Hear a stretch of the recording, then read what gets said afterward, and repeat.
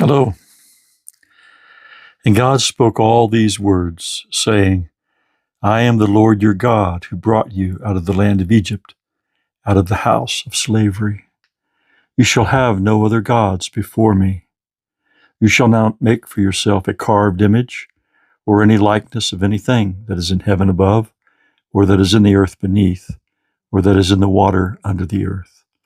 You shall not bow down to them or serve them, for I, the Lord your God, am a jealous God, visiting the iniquity of the fathers on the children to the third and the fourth generation of those who hate me, but showing steadfast love to thousands of those who love me and keep my commandments.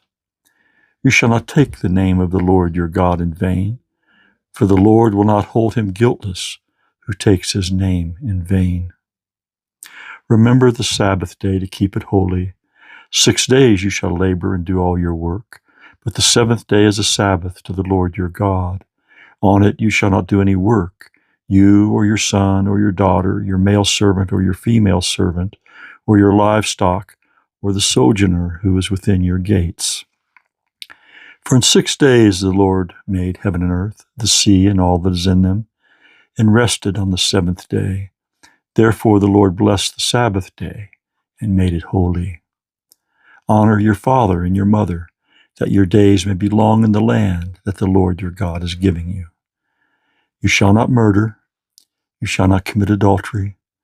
You shall not steal. You shall not bear false witness against your neighbor. You shall not covet your neighbor's house.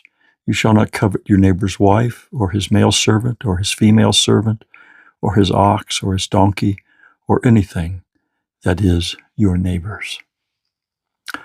Of course, that's the Ten Commandments that we have in the book of Exodus, beginning in verse 1 through verse 17. Now I want to read you something from Revelation 14.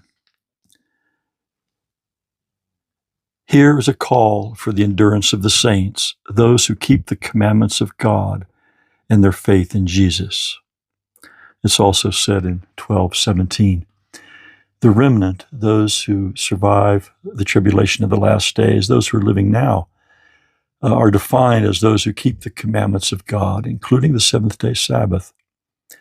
We have it in Exodus, and we have it in Revelation here. There are those who will teach you that somehow this old covenant law is no longer in any effect. But Paul said faith does not do away with the law, it establishes it.